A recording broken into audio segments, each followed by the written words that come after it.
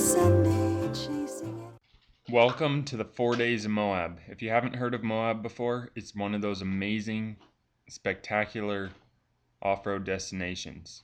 On the first day, mostly was driving to get there, but then once I got there, I decided I needed to get a little bit of riding in.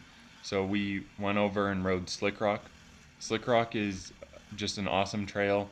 It's on these old petrified sand dunes, and there's awesome overlooks of the river throughout. It's really famous with the bicyclers.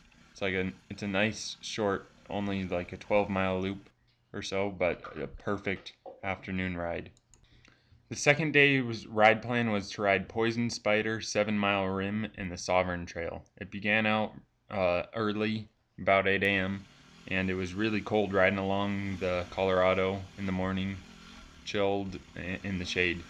A little while later, we got up to Poison Spider and started to work on some of these cool faces.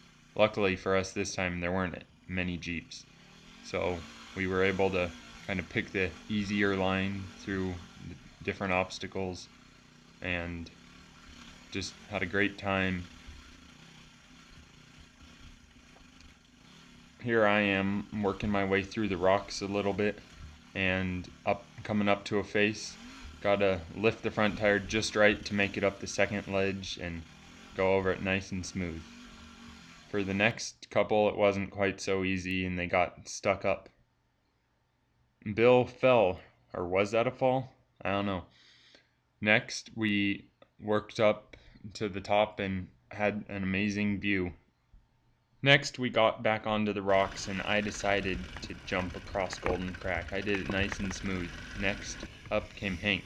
Hank did a nice wheelie but didn't pick the right line and almost fell down. And then the grown-ups, they didn't want to jump across like us kids did, so they took the slow and easy route. A little while later, we dropped down and went back up and did 7 Mile Rim. This was a great trail, had some awesome overlooks, and then we wrapped around by Monitor and Merrimack and then dropped back down towards the road following this cool creek. By now the adults were tired, so we got a quick snack and then me and Hank went and rode Slick Rock. He did a perfect job at doing the notorious switchback. Then we went back into town and cleaned up and had a good old group dinner and shared some great stories of the day and called it a night. The next day's ride was behind the rocks. It started with Steelbender and then ended with Pritchett Canyon and Moab Rim. Steelbender had a lot of cool little faces to work up and then dropped into some neat canyons, and soon there was a water crossing. That was Bill going through, and that's Hank. Who do you think did it better, father or son? Next, we hit up some amazing out and back views and had a little bit of a snack break before dropping into Pritchett Canyon. Pritchett Canyon is notorious for the nasty faces and rock piles. Then we worked our way up Moab Rim, up the nasty faces, and had great views of the Colorado before the adults called it a day and me and Hank went out and rode Slick Rock again just to wrap up and get a little bit of a faster, kind of smooth ride. Here I am just going through kind of one of the wall riding sections. It's pretty cool how much you can just stick and ride up any of the faces on these nice petrified sand dunes.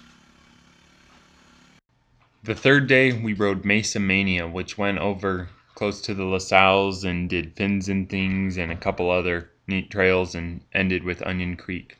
We ran into some snow though, and I fell through the snow at one point. Here's Bill and Bedoyce getting stuck in the snow, and after getting stuck for a while, me and Hank decided to build a snowman to escape the cold and wait for the others to come back since the snow was getting too deep. Next, we did a 14-mile out and back to the Dolores River overlook. It had a crazy view of the canyons, and then we started working our way out Onion Creek, going through all these water crossings. Here's Hank going through one, making a big splash. A little while later, I beat him through one and kind of soaked him a little bit, but it's all fun and games.